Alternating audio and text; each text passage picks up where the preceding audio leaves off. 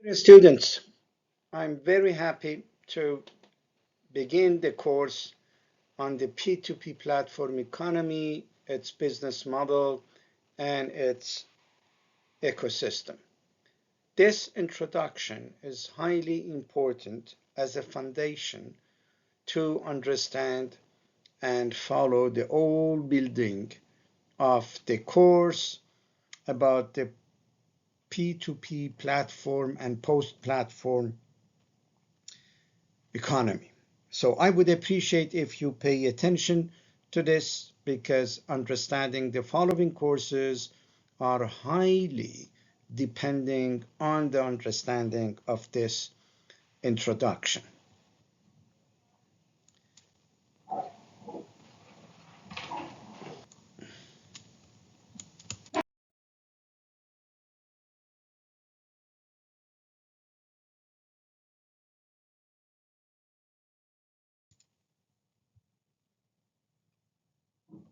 The learning objectives constitute my contract with you. In other words, after this course, you can evaluate me based on these learning objectives. The objective is that you learn what is the platform economy, what is the two-sided markets. This concept is very important. What is the business model of P2P activities, and what is the post-platform economy. We have mainly 5 chapters to study. All different objectives constitute individually 5 chapters to study with you. Let's go to the very first one.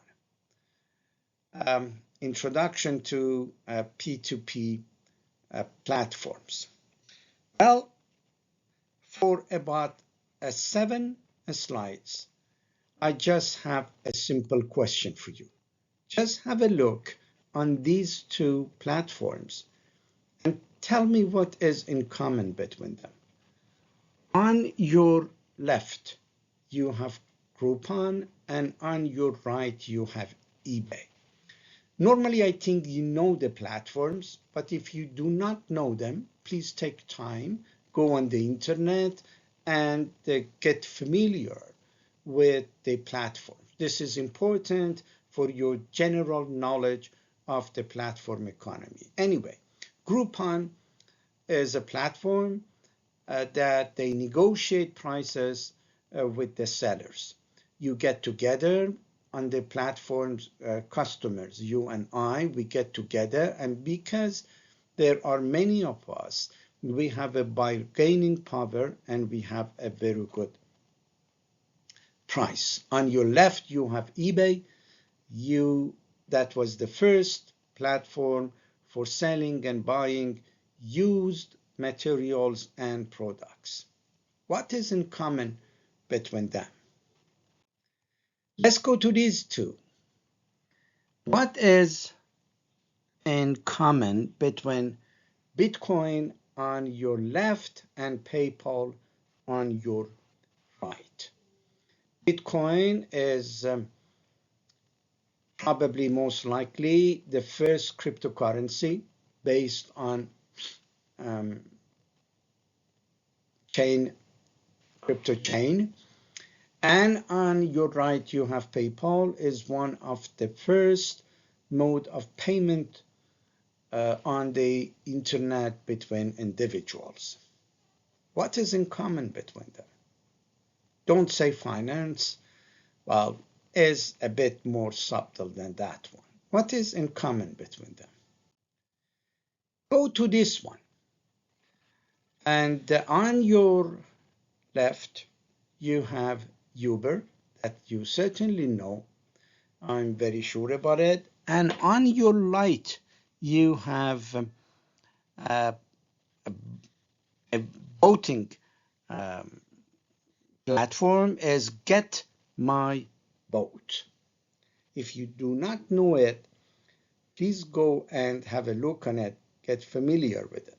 It's very important to know that many platforms, they are not only for the modest incomes, but also for the very rich people. And this one, Get My Boat, is one of them. What is in common between Kiva on your left and Prosper on your right? People, it's very important for you to know all these uh, platforms. Even if you do not know them, please know it's very important for your general knowledge. But for the moment, just note that Kiva lends money to the poor people and Prosper lends money to not necessarily poor people. What is in common between them? Don't tell they lend money. This is not the right answer. Let's go to this one. On your left, you have experiment, and on your right, you have GoFundMe. Experiment is mainly highly for academic and professional researchers. You have a project, you ask people to finance and to support you. GoFundMe is also some people, not researchers from different social backgrounds, they might need money for any reasons that you see on the platform, and they ask support. What is in common between them? Let's go to this one. On your left, on your right, you have two platforms for finding jobs. I'm very proud about Joby Pepper, is one of my students. He has created this one, and he is the owner, and he lives on this one, Joby Pepper, and is mainly for students. And you will enjoy it if you have a look on it. He is in this course that I teach in the philosophy of in this course. What is in common between them? The right answer is not they find jobs. Do you know this one? Elite. Elite is a very high class online dating platform for people. You see men, women, men for men, women for women. And on your right, you have courses, edX. What is in common between them? Yes, what is in common between online dating and online learning? Let's go to the last one of my comparisons. Please know these platforms. They are very useful, whatever your job is. On your left, you have Change. On Change, you can make petitions with many other people, and the petition, if petition has collected different signatures, supports, you have a bargaining power to discuss with different public authorities for asking changes, for example, putting light in a street, stopping executing dissident, and so on. And on your right, you have OpenSea. If you do not know NFT, non is highly important. You know, these are non-fungible tokens, and they are created digitally on the internet, very especially, and you can create it, and then if people are interested, you can sell and so on. And OpenSea collect all different types of NFTs. And this monkeys you are watching now is one of the most important collectible of NFTs on the internet. Highly popular. Okay, very good, people. You are up to here. What is in common, not only in between these two platforms, but on all the 14 different platforms you have seen all together? What is in common between them? You don't know yet? Well, I keep my answer for a bit later. They are all, and this is my answer. I keep my answer. I reveal it a bit later. They are on platform economy. This is half of the answer, 50% of the answer. All of them, they are platforms, P2P platforms. They are in the platform economy. But okay, that's fine. But what is the platform economy? The platform economy has different names.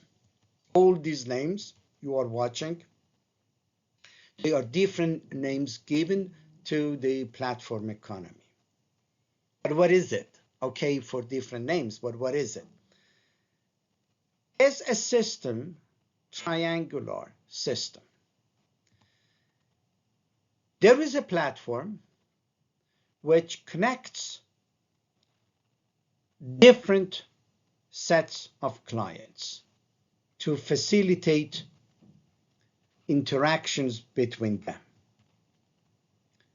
Demanding people, supplying people. Some people have things to supply. Some people have show demand for those things. These platforms arrange a connection between them, interactions between them. This is the platform economy.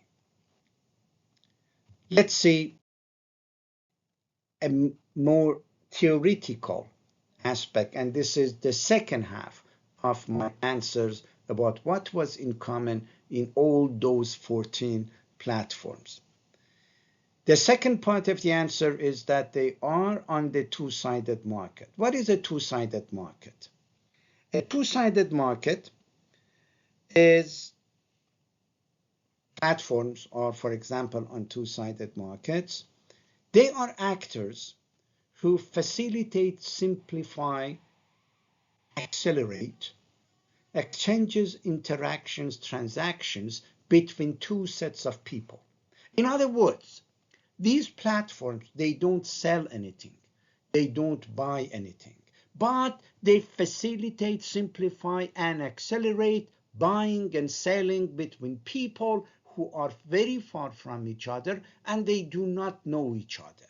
In other words, they are two different sets of people, and these platforms, they put them together. Look, horizontally, for example, you have business, customers, and state. And vertically, you have also business, customers, and states. And what they do, they facilitate interactions between them. Business with business, business with customers, business with the states, and so on. But what is the most interesting for us, but is the focus of this course, is between individuals, peer to peer. For the French people, is de particulier à particulier. This is, they think about what is the common thing about them.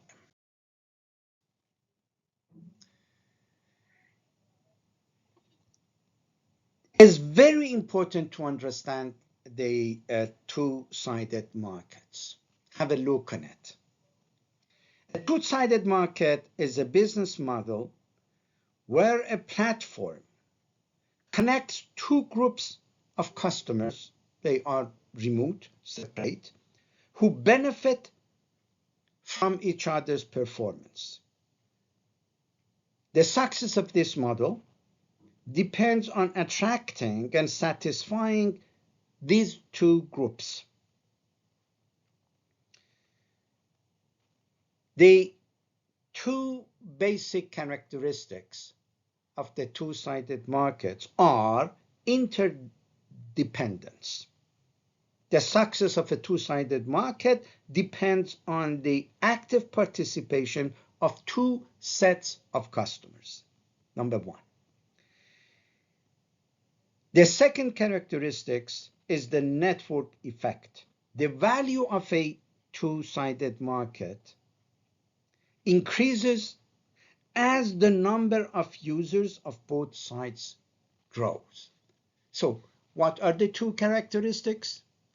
Characteristic number one is that there is an interdependence between them. They exist only together. A two-sided market does not have any value if it attracts only one market. Okay, is not one set of client is not 50% of the total value of this kind of platform. It does not value anything. Okay, they should be together. They are interdependent.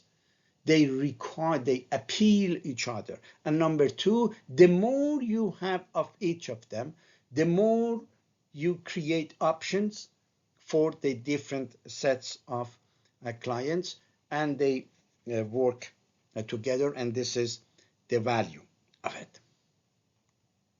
So people, that's it. All the common thing in all different platforms that I showed is that they do not sell, they do not buy, but they facilitate, accelerate, and simplify interactions and transactions between two sets of clients that they are far from each other if without these platforms. Let me give you an example. Let's go to this one. Kind of it is crowdfunding. Some people on your left, for example, they have money and they can lend. Some other people, they need money for a project. For example, they have a project, they have an idea, but they don't have money. These platforms, they don't lend money.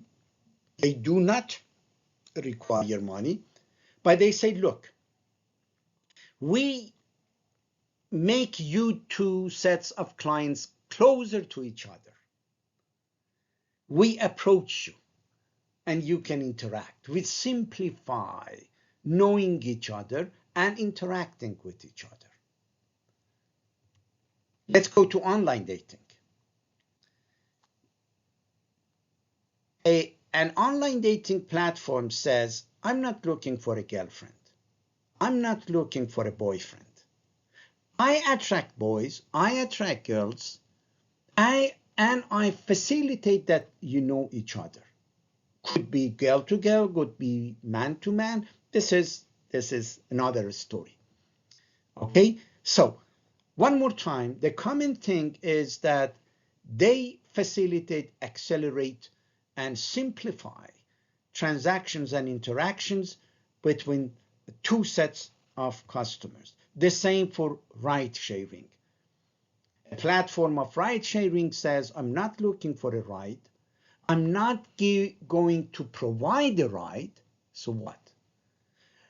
The thing I do, I simplify, accelerate, and facilitate the interactions and transactions between people who are offering the ride and people who are needing a ride.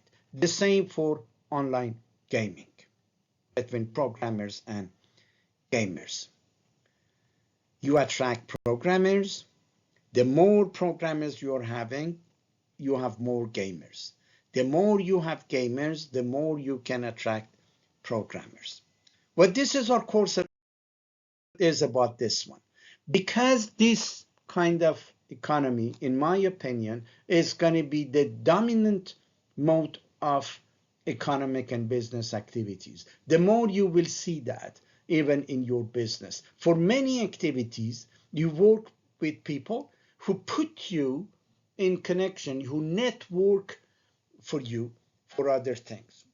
It could be normally 2 sets of clients or more. For example, this one, two-sided market, riders and drivers. But for food, you have 3.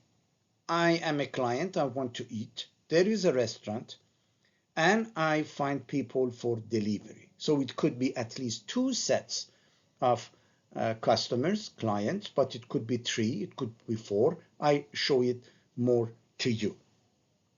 Okay, so Uber Eats does not eat, does not sell food. It facilitates, accelerates, and simplifies interactions and transactions between restaurants, deliverers, and eaters. Look at this. Now is more and more common in academic research. They call it hyper-authorship. Authorship is, I am author, I'm writer. And you see, now you have sometimes about 6,000 writers on the same paper. It's not possible without these technologies of P2P platform economy. It's not possible. Imagine that 6,000 people, they get together and they want to write an article. It's not possible. But they can work together on these technologies with a gap in time, with a reflection. They can see, they can watch, they can add, and they can finally together deliver an article. The platform does not write, does not read. What does it do though? It facilitates, accelerates, and simplifies the authorship between different researchers, up to 6,000 or even more. People, this is, as I told you, please do remember and believe me, this is the future of the economy of business. Whatever you think, the big businesses you see here, many of them, they do this. Amazon, very active, many people buy from it. What is Amazon? I put sellers, merchants, and clients in contact. Airbnb, landlords and clients together. You have many of them. If you look on this one, every minute there are a lot of activities like this. I hope it's clear, and I have a question for you. Those platforms like MOOC, who get together learners and teachers, do you think that they might replace the schools, colleges, universities? Because if a learner aims to learn, discover, understand, and to get a degree, well, they can do. With the best universities, with the best teachers, with the best materials, with the best sources around the world. They get it together. We discuss it later, but have a thought on this one is very important. We change the chapter. We go to the post-platform activities. If you want to understand the post-platform activity, we focus on platform economy and also on the post-platform economy. What is the difference? Look on your left, what you can see on your left. The platform as I told you up to now, simplifies, accelerates, and facilitates the interaction and transactions between consumers and providers, as you can see. Now, we go toward an economy where the platform does not exist. The technology is so sophisticated and elaborate that people can transact and interact and exchange without any central platforms. They work directly together. This is the post-platform economy, and AI is very important for it. AI has, and AI-related technologies has a significant role of it. So do understand, the post-platform economy shifts from centralized platforms towards decentralized, user-centric models. In this new era, individuals and organizations are empowered to take ownership of their data, identities, and interactions for more autonomy and control over their experiences. The post-platform economy is still in its early stages of development, and you see that mainly in cryptocurrencies, mainly. But the more the blockchain, the technology of blockchain develops, the more we go toward this kind of economy, and AI is highly, very important for it. So please do understand it.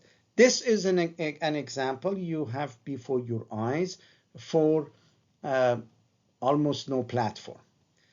Internet of Things is what? Is everything you have in your house is connected to the internet. And without any central hub, the Internet of Things, your refrigerator, the sensors, they understand that you don't have any milk anymore.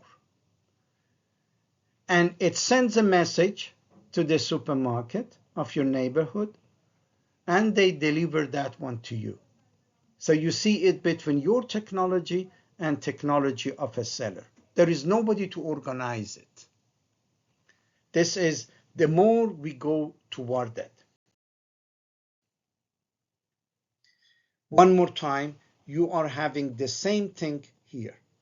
This is for financial activities. On your left, you have centralized ledger. On your right, you have decentralized ledger. Okay, as you can see, between buyer and seller, you have two different financial institutions. One work for the gentleman, and the other one work for the lady. But now with blockchain technology, they can work together, and even with many other people, if you can consider it.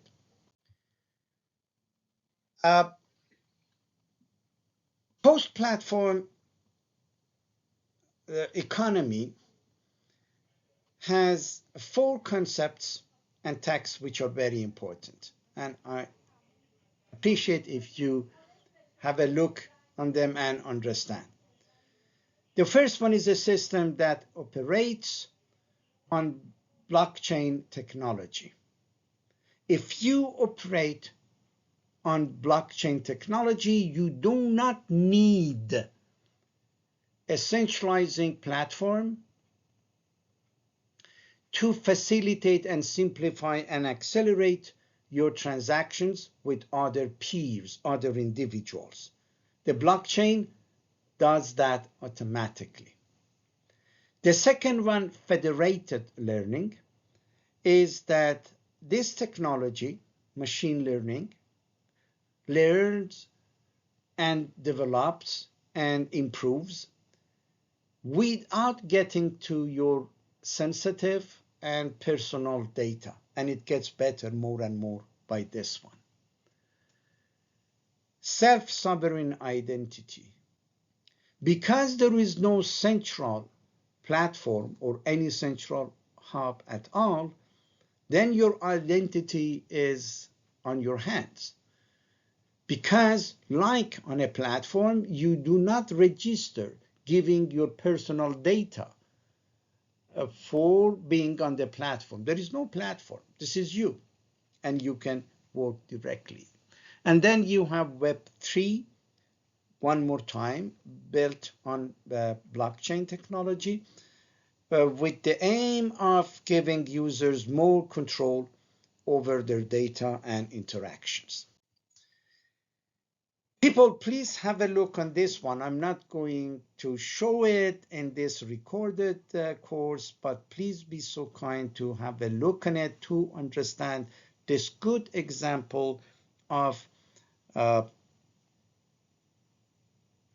post-platform economy.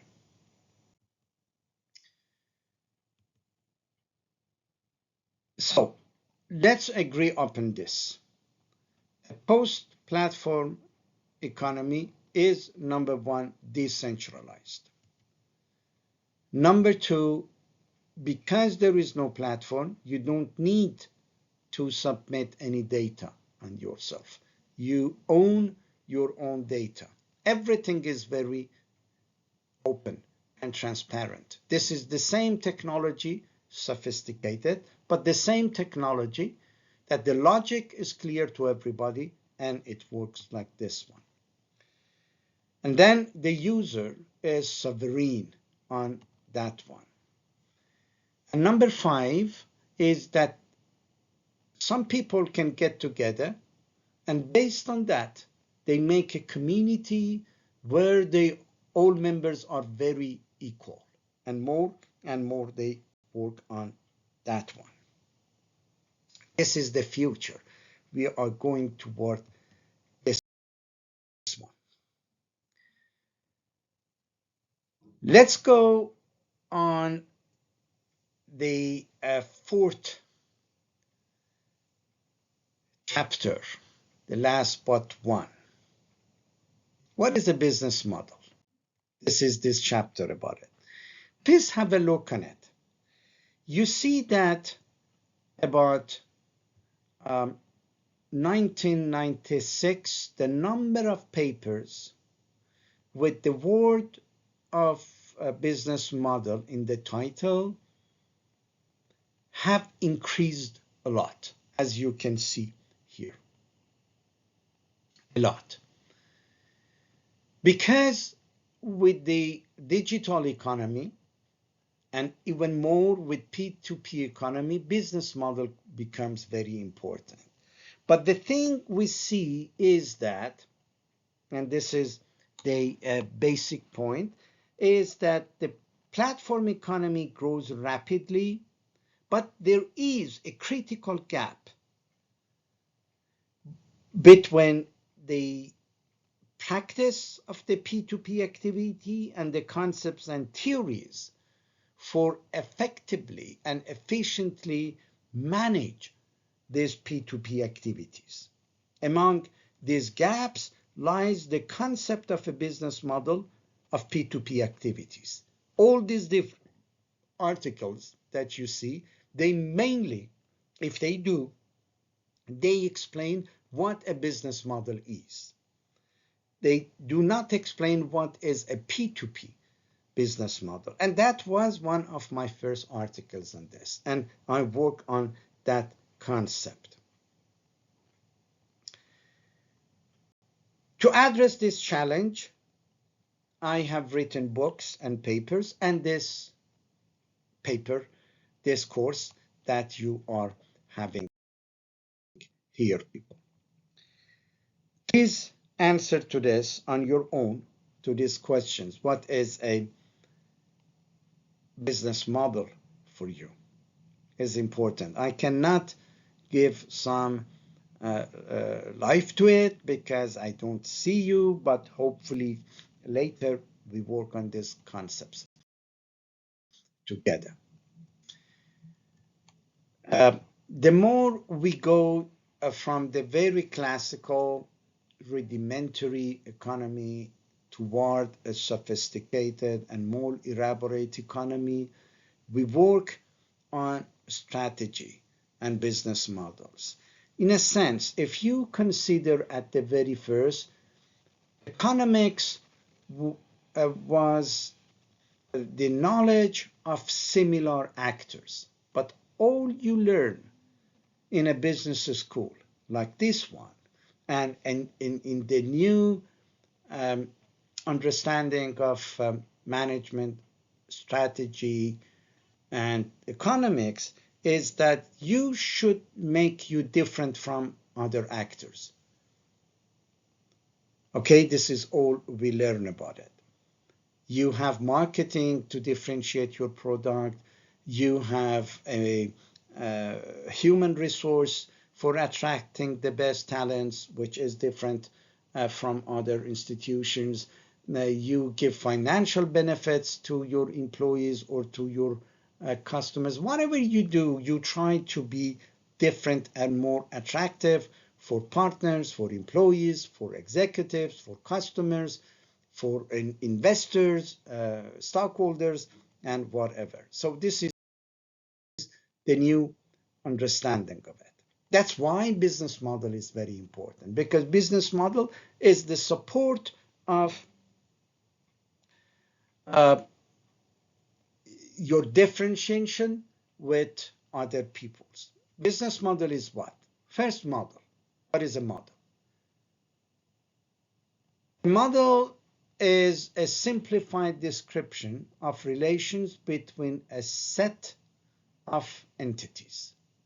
This is my model. This is my model of the relationship between boys and girls, between old and young, between animals and humans. This is, you can give models of everything. You give a scheme, simplified, of types of relations between the actors of your investigation. And business model, so, is what are the relations between my input and the output, in other words, products, and also return on my input, because my input costs. So a business model is this. And another thing that we should understand here, people, this is many often people take a strategy and business model for the same thing. This is wrong. Do understand, a strategy, even the best strategy, is not sufficient if is not implemented. A strategy is conceptual, is subjective, is theoretical, but if it is good, it should be implemented. But there is a gap between them. This gap is a business model. So business model is the conception which relates a strategy to its implementation. A strategy is like a roadmap for your business, while a business model is like detailed driving directions. If it's not clear, let me tell you this. A strategy tells you where you want to go and how you are going to beat your competitors. It's about defining your unique selling point and how you are going to make your business stand out.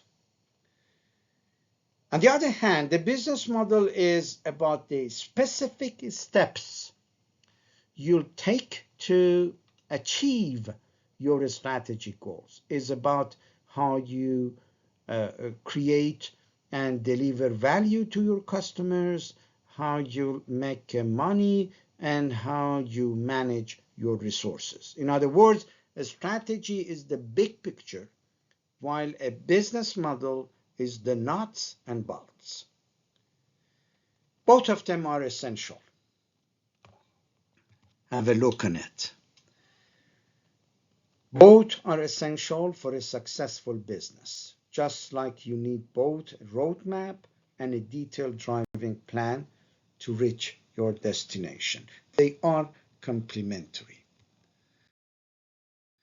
In one of my books, I have explained that they are mainly 7 different business models. But what is of our interest, and I think the most important that you can see here, is the exchange facilitation. I told you, they are platforms whose job is to make transactions and interactions easier, simpler, and faster for different sets of customers. That's why I would say we are here as a broker. This platform economy is not the agent. An agent might represent a seller or a buyer.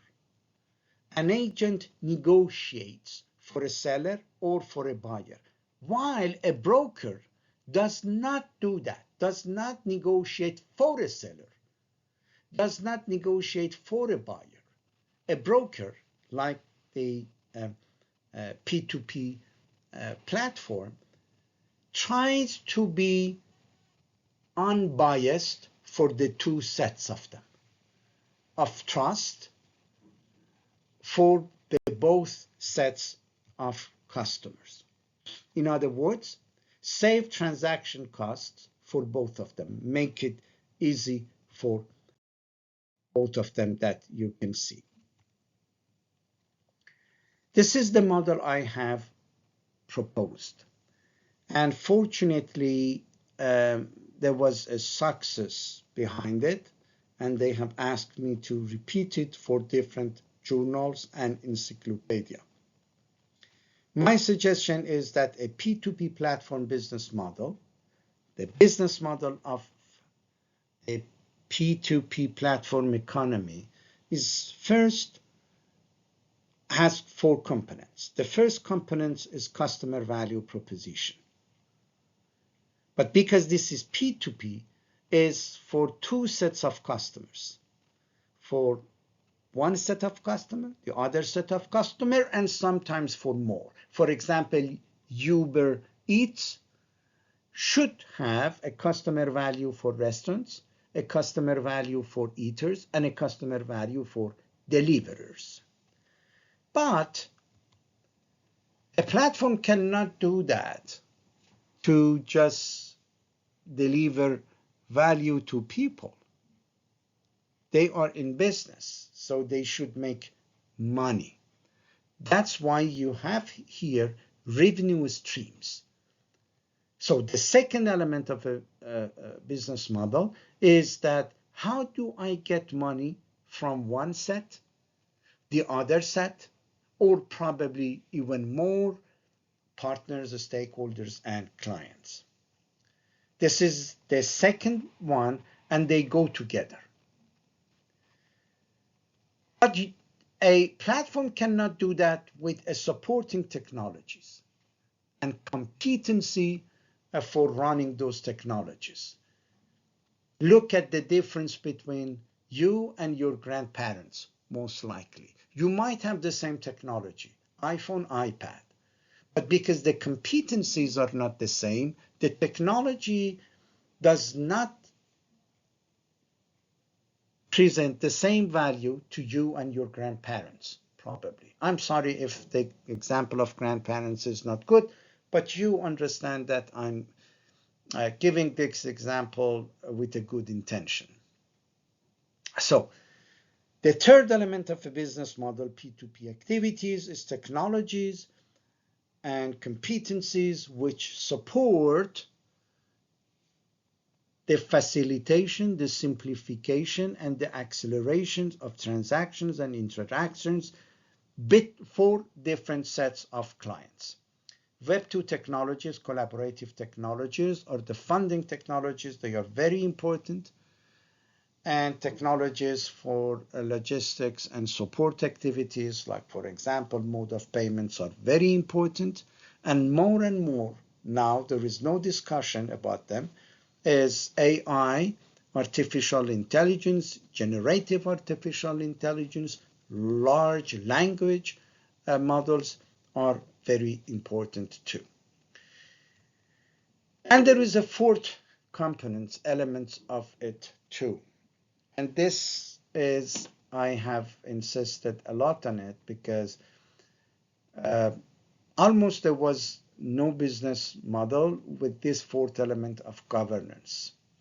But for me, it's very important. And this is the fourth element of a business model. Why is it important?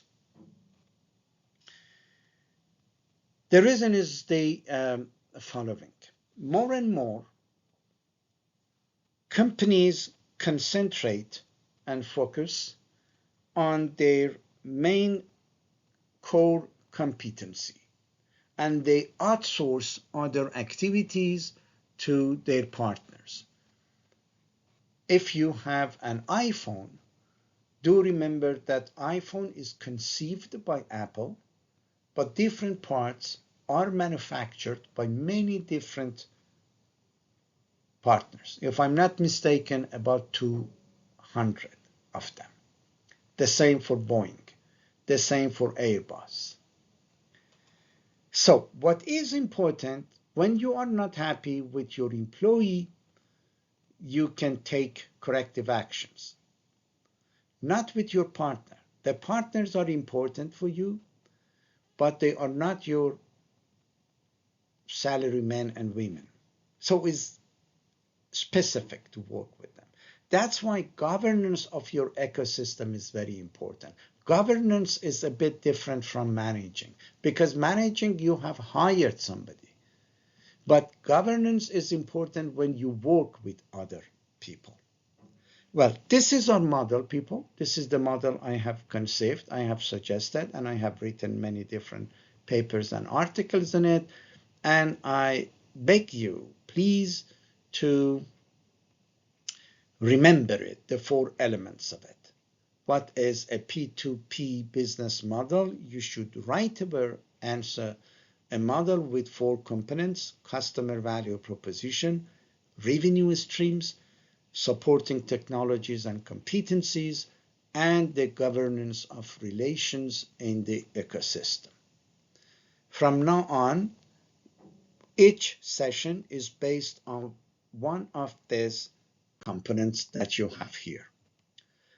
Now, also know that artificial intelligence has impacts on everything, every activity, every business activity, and also mainly on the business model that you are having here. Okay, you can see the impacts on each component. These are examples. We will work more on it in the specific sessions we are having on each of them. But please have a look on them and have some understanding of the impact of AI on business models that you are having here. This is a model. This is the same model, a bit simplified, but for each component, I have put the impact, the very direct impact. There are many different impacts, but I have put the most prominent, not important, but the direct impact of artificial intelligence on each component that you can see. Okay, people, we are done. And the last chapter is about the resources that you might have. I have put for you my 3 basic articles about the business models and a book. I have been editor-in-chief on the P2P platform business models. So please note that they exist and you might need them for many different things, even for your job later. This film also is a very good film for you to understand gig economy.